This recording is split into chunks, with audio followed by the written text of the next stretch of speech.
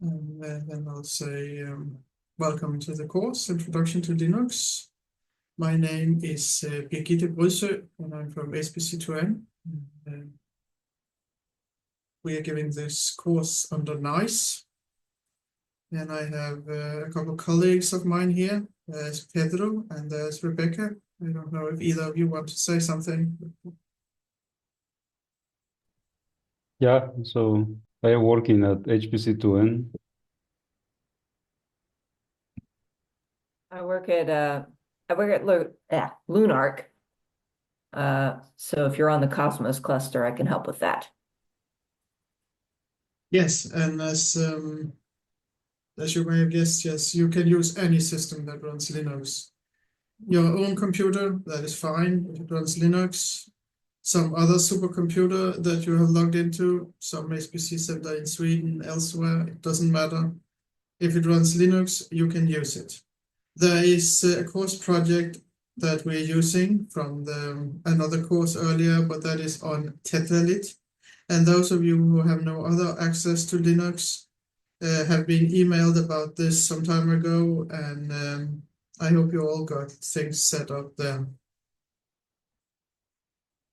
So, but in any case, I am going to show how to log in to Tetralit. And I'm going to log in here from my own computer, and I will remember the correct username I have there because it's different than the other places. But I'm going to log in with a regular SSH connection, and this is not actually part of the course, but since you need it to use the system, I'm just going to show how to do that. So I log in like this with this here, and that is my username at Tetralit. With the password. And then it's going to ask for a verification code. And as I said in the link in the important info mail, then there is two-factor authentication. And I have that set up here. So I'm going to give this code. And then I'm logged in.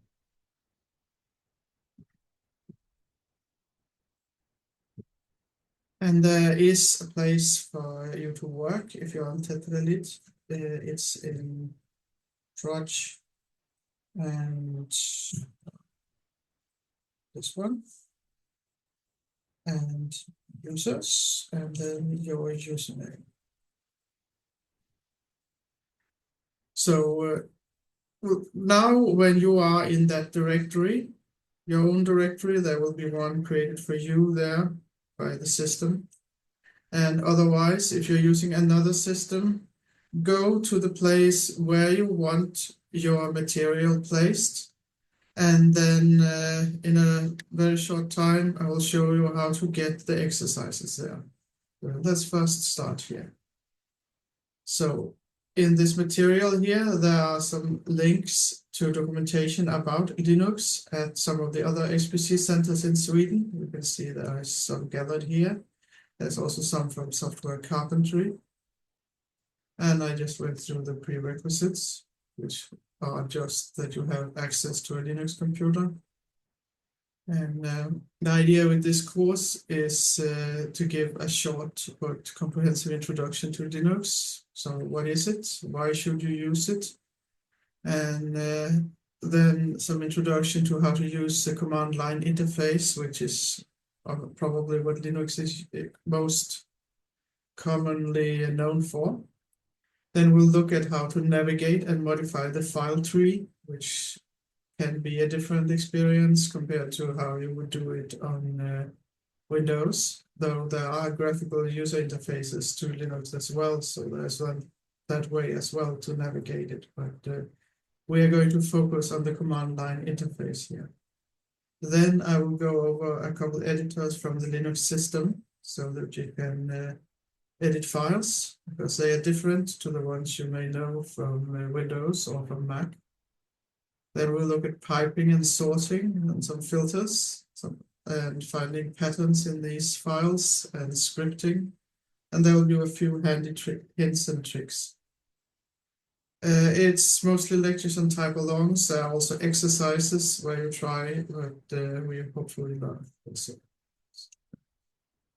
This is the third time we're giving the course, and it has been changed from time to time quite a lot between the instances. So there's an evaluation survey that it would be great if you fill out, because the intention is to give this course under NAISS every quarter, so that we can get everyone who are using the HPC centers up to speed on how to use Linux. And there is also going to be an intermediate Linux course, and that will most likely be given in early June, and there should be an email about it from the NAISS training letter in not too long. So we will have a meeting about it soon. So this course, it's given by HPC2N, that's me and there, on Kepler-Kaiser, but I will also show how it's done on Tetralit. It doesn't matter. Linux, as we are going to use it, will be the same. The login node is, as I showed you here when I logged in, tetralit.lsc.liu.se, and you have a username there if you have an account there. It asked for verification code. That's a two-factor authentication. If you haven't set it up, you can do it here. And you probably won't need it. There's a compute project ID. The project storage is in this directory, because we're using the course project from the MATLAB Julia course that was finished just very recently. So just reusing it. So there's the important info page. It contains mostly the same that was sent out in the email, but you can go there if you're looking for info about hopefully most things that you will need, like login nodes and other things. There's a Q&A page, and I'm going to open that here as well. And this is where to write questions. If you're in doubt about something and you don't want to be recorded, so then I'll just write something there, and then Rebecca or Pedro will answer. That should be fine, hopefully. And then we have a preliminary schedule. So we'll start out by an introduction to Linux, the motivation, command line, navigating the file system, modifying the file tree, editors. There will be a short break then, and then typing, patterns, and scripting, and some hints and tricks. And there will be a short time more for exercises, and then the end of the course. So now it's time to prepare and get the exercises. So log into the system you're using. Either it's Tetralit, it's some other system, it's your own computer. Create a directory to work in if you are not on a place where there already is a directory. To create a directory, you do this command here, and I'm going to do that here to show you, mkdir. And then you can call it what you want. I'm just calling it intro Linux, because that is easy to remember. Then you change to that directory, and you remember that as cd, and then intro Linux. I will go through these commands. It is just that we need them to get the exercises. Here. Now download the exercises. Just copy this here. Copy. And then we will paste it and fetch it. This just fetches this file here. And you can see it's there. And then I'm going to extract it. This is a tarball. A tarball is just a type of compression of the files and also gathering it all into a ball. Tar is for tape archive. It doesn't matter, but it tells you something about how old this program is. It's from the 70s sometime, I think. So F, it says here. and then exercises. It will work whether you put the minus in front of it or not, because I think it actually is set up to work that way on most systems. So it unpacked it. There's now a directory exercises, and you change to that directory. And inside there are 3 subdirectories that we are going to work with. But this is all you need to do right now, because that is just setting it up so that you can work with it. And I'm going to do the same on Tetralit, so just give you 1 minute to do this also.